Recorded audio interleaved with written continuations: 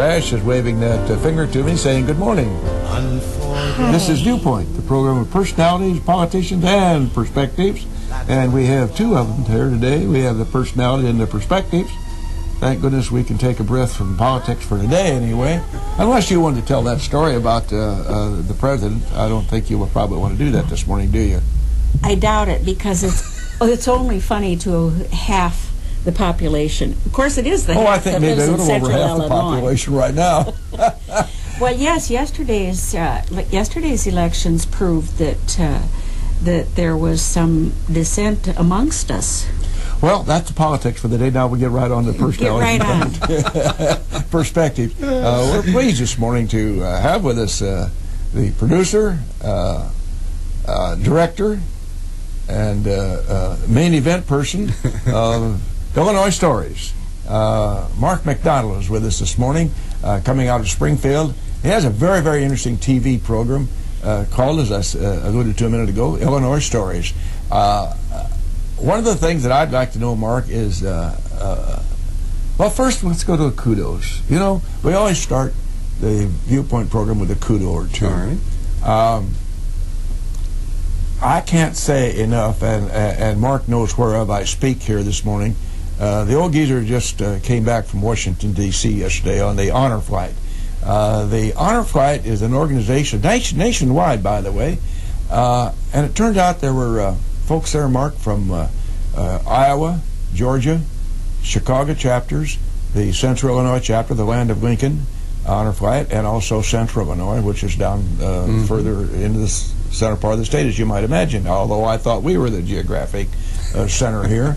But there were 5 honor flights that went into Washington, D.C. yesterday.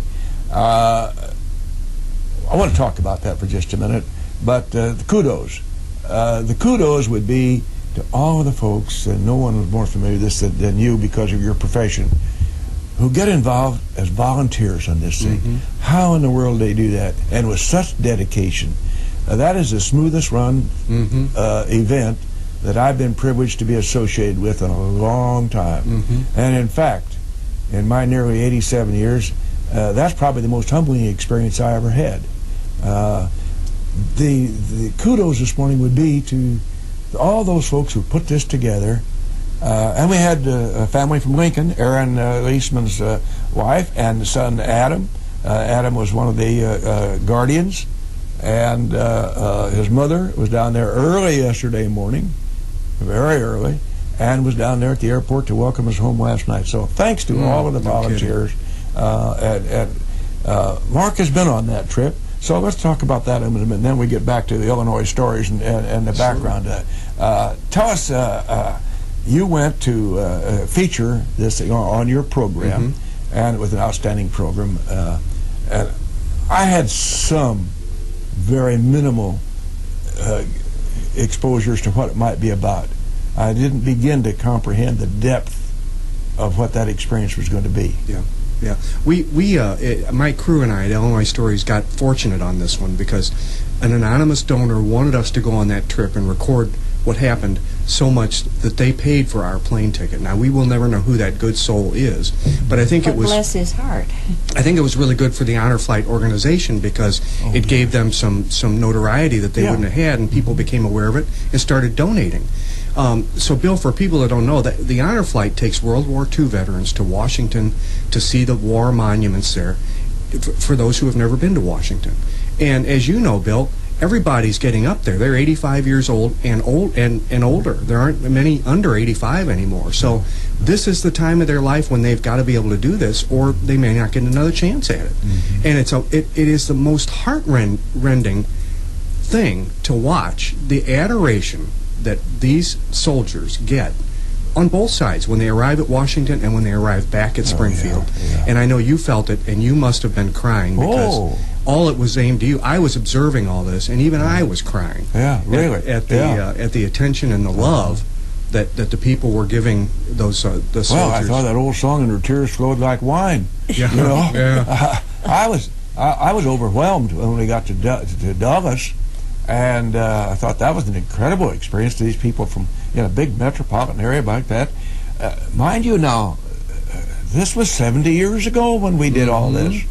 And the younger people out there, some early elementary school age kids, last night in Springfield, mother came up to me and asked if her 2 daughters could take a picture with me. Well, you know, you're a hero. To them, you're a hero. Well, there are thousands of us went and did our jobs. And exactly. Now, by the way, you were, and I was in the company of some genuine heroes on this particular trips that we took. We had some men that were, they would answer that description. Most of us went in and did our job to the best way we knew how, and served our time and came home. Some were drafted, some I wanted to enlist, so because I wanted to be in the Air Corps. 70 years ago, and still find that sort of warmth at those 2 airports was incredible. Yeah. And like you say, Bill, there's flights going in all the time from all over the country. Yes. So they get that kind of welcome every day there. So it's not just the same people showing up over and over again. You know, there's got to be a large group of people who really feel in their hearts that that's the right thing. They demonstrate it because they have to take day off work, or they have to go on their personal time. They have to find a place to park at the airport. They have to bring their flags, and every day there are groups doing that to show people like you how much they appreciate what you did. And like you say, 70 years. Well, it wasn't a feigned or staged welcome. No, this was genuine, heartfelt welcome, and people wanting to shake your hands. So busy I had to hold my camera in my left hand and hope the pictures came out. But it's the most overwhelming experience of my lifetime. And I'm glad that you got to do that. And we thank you for your program on Illinois Stories about that, because there are a number of veterans out here who may not really know how to go about this. And if you're not computer savvy, find a friend, veterans who are computer savvy, and they get on the internet, landoflincoln.org, and you'll be able to find about it and get your name on the list. I'm sure glad I got mine on before it's too late. Yep. You had, when you signed on here, and Judy, you haven't had a chance to say a darn thing. No. I'm just proud to be here and listen to you both. You all said, now you do what, people, perspective, and politics? Is that your okay? Yes. Well, on Illinois Stories, we sort of, when we started it, we called it PIPE, for people. People. Now, am I even going to remember? People, events, issues, and places. Okay. Of Central Illinois. There you go. And so that's how I always remembered what it was. Yeah. It's become sort of more general than that, even, because it's sort of like over the last 7 years that we've been doing this, it's become sort of a grab bag of whatever I think the audience might find interesting, and so it's been a kind of an expanding project. Central Illinois tour coming up. We want to touch base on that too, Mark, because number one, how did that idea get germinated? And tell us about this Central Illinois tour. Okay, well, we call it On the Road with Illinois Stories. On the road again. There you go. We might play a little Willie Nelson on the bus. There you go. But we 2 years ago, we got an idea. Said I wondered if people would want to go on a day trip to go to the places where we shot Illinois Stories. And so we thought, well, we could raise some visibility for the program. We could raise a little money. We could make some friends. We could have a lot of fun. So we decided to put it out there and see if we could. And we had a full bus within about 2 weeks of publicizing it. So our first trip was in and around Springfield, Jacksonville area. And then we did it again the next year. And then this year, for the first time, we tried it over in the Quincy area. And we had a full bus, and we had a great day over there. So this fall, I thought, we ought to go someplace a little different. So I got to looking at my programs and looking at an itinerary and where we could get a bus and who would welcome us and those kinds of things. And Logan County was a perfect spot because I wanted to be able to take people to some places where they wouldn't ordinarily go. And I needed all those other things to work so that we could get a place we could get a bus into and where we could go for a day and get back without being too late, those kinds of things. So we're going to leave from Springfield. We're going to go to Elkhart and see the old Gillette Farm and the cemetery there and the chapel, the Gillette Chapel.